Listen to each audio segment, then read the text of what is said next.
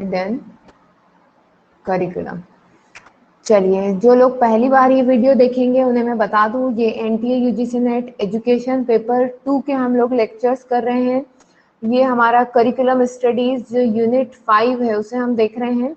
उसका ये हमारा लेक्चर नंबर 13 होने वाला है। ठीक, तो चलिए, इसमें हम लोग टाइप्स ऑफ करिकुलम डिजाइन की बात कर रहे थे, जिसमें इसके प्रीवियस हम लोग 3 डिजाइन कर चुके हैं। आज ये हमारी 4th है ना, हिडन करिकुलम। ठीक है, चलिए इसको देखते हैं डिटेल में। अब क्या है हिडन करिकुलम? सबसे पहले मैं इसको एग्जांपल से डिस्कस करूंगी आप सभी लोगों से। हिडन का क्या मीनिंग है? छुपा हुआ। ठीक है, तो हम जिस भी करिकुलम को फॉलो करते हैं, मान लीजिए हम स्कूल में गए और उस स्कूल का कुछ ना कुछ करिकुलम डिसाइडेड होगा, उसकी पाठ्यचर्या होगी, है ना। उस पाठ्यचर्या में कुछ ऐसी चीजें छुपी हुई होती हैं, हिडन होती हैं, जो कि ना खुद इस करिकुलम को बनाने वाले को पता होती है, ना ही उस स्टूडेंट को पता होती है कि वो इस करिकुलम से क्या क्या चीजें सीख रहा है। छुपी हुई चीजें हम कुछ इसमें सीख लेते हैं। जैसे हम रोज सुबह उठ करके 7 साढ़े 7 पर आपका स्कूल शुरू होता होगा, है ना। फिर आप असेंबली अटेंड करते होंगे, 8 बजे तक आपकी असेंबली चलती होगी या 8 to 8:30 चलती होगी। उसके बाद फिर कुछ क्लासेस होती होंगी, 3 पीरियड्स, देन आपका लंच होता होगा। इस तरीके से ये जो आपकी फॉर्मल सेटिंग में, ध्यान दीजिएगा मेरे वर्ड्स पे, जो आपकी फॉर्मल सेटिंग्स में आप कुछ चीजें अनफॉर्मली सीख लेते हैं। फॉर्मल सेटिंग में जो आप चीजें अनफॉर्मली सीख लेते हैं, वही क्या है? आपका हिडन करिकुलम है। जैसे कि अगर आपको 7:30 बजे अपने स्कूल में पहुंचना है, तो वहां पर आपको एक वैल्यू बताई गई, importance of time, importance to reach at time. इस तरीके की चीजें आपने अपने आप सीख ली। हो सकता है आप 7:35 पे पहुंचे हो और आपके स्कूल का गेट बंद हो गया हो और आपको वापस आना पड़ा हो। आपने क्या वैल्यू सीख ली वहां से? आपने ये सीखा कि being on the time is very important. ठीक है, टाइम को इम्पोर्टेंस देना जरूरी है, नहीं तो आप बहुत सारी चीजों से वंचित रह जाएंगे। अब आपकी 8 बजे तक असेंबली चली, आधे घंटे, तो इस असेंबली, ये असेंबली क्या है तो फॉर्मल सेटिंग स्कूल में, पर अनफॉर्मली आपने क्या सीख लिया वहां पर? To stand in properly in lines. जब ज्यादा लोग खड़े हो तो लाइंस में कैसे खड़े होना है। हमेशा जो कम हाइट के लोग हैं, छोटे हाइट है जिनकी, उन्हें आगे रखना है, ज्यादा हाइट वालों को पीछे खड़े होना है। ठीक है, क्यों? क्योंकि आपने यहाँ पर क्या सीख रहे हैं कि अगर हम पीछे खड़ा कर देंगे तो क्या होगा भाई, वो जो उसका एम है, जो जिस चीज के लिए हम वहां पर बच्चों को खड़े किए हैं, वो एम पूरा नहीं हो पाएगा, उनको प्रॉपरली विजिबल चीजें नहीं हो पाएंगी। टीचर ना ही उनको देख पाएगा, ना वो टीचर को देख पाएंगे, या जो भी सामने एक्टिविटीज चल रही हैं। तो यहाँ क्या है, अनफॉर्मली आप चीजें सीखते चले जा रहे हैं। ये चीजें जब बनाने वाले ने करिकुलम बनाया होगा तब ये नहीं सीखा होगा। अब आप ग्रुप में खड़े हैं, तो ग्रुप में खड़े होकर के आप बच्चों के साथ कुछ अलग चीजें सीख रहे हैं, उनके एटीट्यूड को देख रहे हैं, ऑब्जर्व कर रहे हैं, आपको दिख रहा है कि क्या सही है क्या गलत है। कुछ चीजें आप उसमें से अपना लेंगे, कुछ नहीं अपनाएंगे, है ना। तो ग्रुप एक्टिविटीज होती हैं बहुत सारी। अब फिर आपकी क्लासेस लग रही है अकॉर्डिंग टू स्पेसिफिक टाइम, तो आपको ये पता पड़ रहा है कि भाई हमें काम जो है हमेशा टाइम के अकॉर्डिंग, टाइम टू टाइम करना चाहिए। अपनी लाइफ में ऑर्गेनाइज्ड रहना चाहिए कि ये काम इतनी देर, ये काम इतनी देर। ठीक है, लंच ब्रेक क्या बताता है कि आपको भैया थोड़े समय का ब्रेक भी लेना है, कंटिन्यूअसली आपको काम नहीं करना है। तो ये हर एक चीज आपकी जो फॉर्मल सेटिंग में हो रही है, आपको कुछ ना कुछ मैसेज पास कर रही है।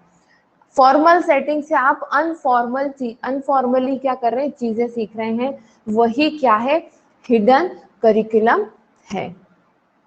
ठीक, अब जैसे कि आप बात कर लें कि आप स्कूल में जाते हैं तो वहां पर सबकी क्या होती है, यूनिफॉर्म्स होती है ना। नेक्स्ट पेज पे लेती हूँ मैं इसको।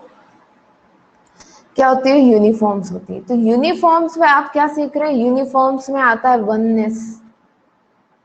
इक्वलिटी की भावना आ जाती है कि भाई सारे लोग इक्वल हैं। आजकल यूनिफॉर्म का यूज अलग तरीके से होता है, अलग तरीके से ये होता है बच्चे जो स्कूल जाते हैं और स्कूल से गायब हो जाते हैं उनको पहचानने के काम में आते हैं आजकल बच्चे, ठीक है। तो यूनिफॉर्म का यूज है टू आइडेंटिफाई, आज की तारीख में यूज है क्या, टू आइडेंटिफाई अवर स्टूडेंट्स कि भाई हमारे बच्चे स्कूल कह के स्कूल का गए थे, कहीं और तो नहीं चले गए, ठीक। पर एक्चुअल उसका मीनिंग क्या था यूनिफॉर्म देने का, वननेस एंड इक्वलिटी, ठीक है जी, ठीक। अच्छा, असेंबली, असेंबली जब आपकी होती है तो असेंबली में आप क्या सीखते हैं। असेंबली में देखिए बहुत कम ऐसे स्कूल होते हैं जो किसी स्पेसिफिक रिलीजन के बारे में बात करते हो। असेंबली से आपको जो है नेशनल नेशनल यूनिटी सिखाई जाती है, ठीक, नेशनल यूनिटी सिखाई जाती है। ऐसी बहुत सारी बातें अगर आप ऑब्जर्व करेंगे तो खेल के मैदान में, ग्राउंड में, ग्रुप एक्टिविटीज में आप बहुत सारी चीजें सीखते हैं जो टीचर स्पेसिफाई नहीं करता पर आप करते करते सीख जाते हैं ऑब्जर्व करके, ठीक है। वही क्या है, हिडन करिकुलम है। अब मैं कुछ इसके स्पेसिफिक पहले मैं एक डेफिनेशन इसकी बोल देती हूँ ताकि आप लोग नोट कर लें, है ना, नोट कर रहे होंगे ऐसा मुझे विश्वास है पूरा। तो आप लिखिएगा इसमें, हम मैं भी कोशिश करती हूँ यहाँ पे जल्दी जल्दी लिखने की। Hidden curriculum can be defined as the lessons that are taught informally, ठीक है, अनौपचारिक, इनफॉर्मली मतलब अनौपचारिक, एंड यूजुअली अनइंटेंशनली, उनको सिखाने का कुछ इंटेंशन भी नहीं होता, कोई इरादा भी नहीं है, फिर भी बच्चे सीख गया उस चीज को, अनइंटेंशनली इन स्कूल सिस्टम, अरे सिस्टम, ठीक। तो करिकुलम क्या है, एक इस तरीके से डिफाइन किया जा सकता है, वो लेसन्स जो बच्चा सीख जाता है इनफॉर्मली और अनइंटेंशनली स्कूल सिस्टम में, वही क्या है आपका हिडन करिकुलम है, ठीक। अब इसमें क्या क्या सीखता है बच्चा, इसमें सीखता है वो बिहेवियर, किस तरीके से उसको बिहेवियर करना है, और क्या सीखता है इसमें, पर्सपेक्टिव, ठीक, सोचने का उसका तरीका, एंड एटीट्यूड, ये चीजें उठाता है बच्चा कहाँ से, हिडन करिकुलम से, जो भी उसके आसपास हो रहा है उससे, ठीक। इसीलिए तो बोला जाता है कि भाई जैसा बच्चे का ग्रुप होगा, जैसा उसका स्कूल होगा, उस तरीके का उसका बिहेवियर बनेगा, वैसा उसका पर्सपेक्टिव बनेगा। अगर आप क्रिश्चियन स्कूल से पढ़े हैं तो आपका पर्सपेक्टिव थोड़ा सा उस तरीके का होगा, कुछ बिहेवियर आप में उस तरीके का आएगा, एटीट्यूड आपका ऐसा बनेगा जिन लोगों के बीच में आप रहते हैं, ठीक है। तो ये सब इफेक्ट होते हैं, यही तो मेन चीज है जो हिडन करिकुलम ही तो है जो बच्चे के बिहेवियर, पर्सपेक्टिव और एटीट्यूड को सबसे ज्यादा इफेक्ट करता है। वो नहीं जो आप फॉर्मल सिटिंग में पढ़ा रहे होते हैं, जो आपका रिटर्न करिकुलम है वो इतना इफेक्ट नहीं डालता, पर हिडन करिकुलम सबसे ज्यादा इफेक्ट डालता है। इसीलिए लोग ज्यादा कॉन्शियस होते हैं कि हम अपने बच्चों को ऐसे स्कूल में पढ़ाएं, वैसे स्कूल में पढ़ाएं। कुछ लोग पब्लिक स्कूल प्रिफर करते हैं, कुछ लोग क्रिश्चियन स्कूल प्रिफर करते हैं, क्यों, क्योंकि जो हिडन करिकुलम है ना वो उनके बिहेवियर, उनके पर्सपेक्टिव, उनके एटीट्यूड को टोटली चेंज कर देता है, ठीक। नाउ अब बात आती है कि कुछ कैरेक्टरिस्टिक की बात करें कि भाई अगर हम पूछें कि हिडन करिकुलम जो है उसके कैरेक्टरिस्टिक क्या क्या है ना, तो क्या होगा, जैसे कि सबसे पहली लाइन मैंने बोली थी कि ये तो जिन्होंने करिकुलम बनाया है उन्हें भी नहीं पता है कि इसके क्या क्या, इस एक पर्टिकुलर चीज जो हम करवा रहे हैं बच्चे से उससे वो और क्या क्या सीख सकता है, छुपी हुई चीजें है ना।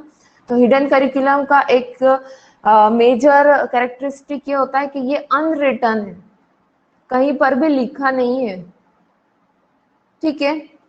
दूसरा ये अनऑफिशियल है,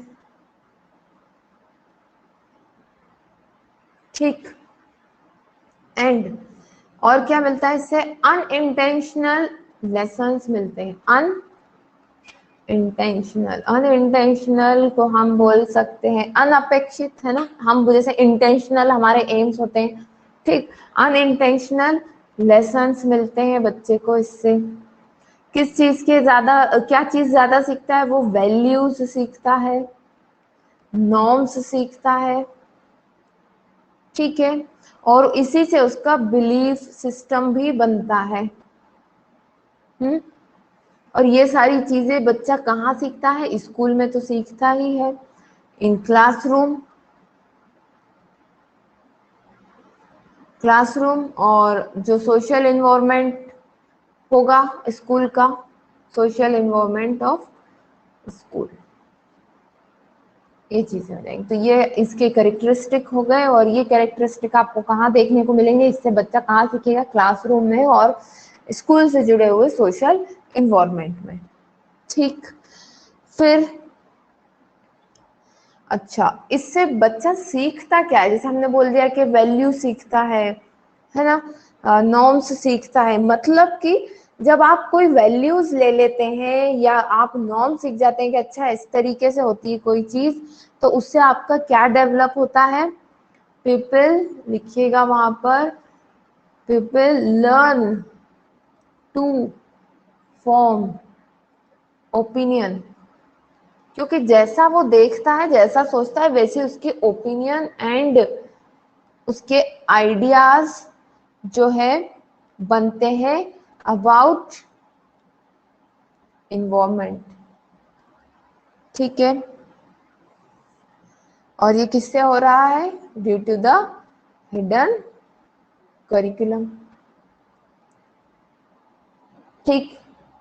अब बहुत इंपॉर्टेंट पॉइंट है ये यहाँ पर, ये जो हिडन करिकुलम है, जैसा मैंने आपको बताया था कि इसका सबसे ज्यादा इफेक्ट होता है बच्चे के ऊपर। Hidden curriculum can,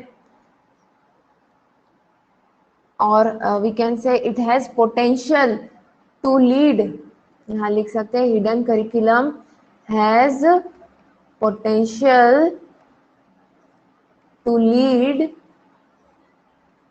positive and negative influence on individual, ठीक है। मतलब कि जिस तरीके का हिडन करिकुलम है आपका, उससे जो इंडिविजुअल उस करिकुलम के अंदर है वो पॉजिटिव इफेक्ट भी पड़ सकता है उस इंडिविजुअल के ऊपर, और नेगेटिव इफेक्ट भी पड़ सकता है, ठीक है।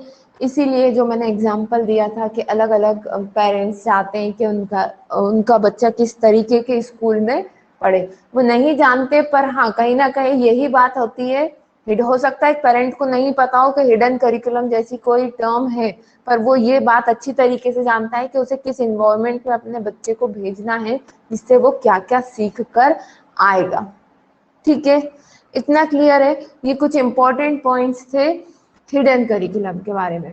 अब नेक्स्ट हम बढ़ते हैं कोर करिकुलम के बारे में, बढ़े आगे। यस मैम, चलिए ठीक।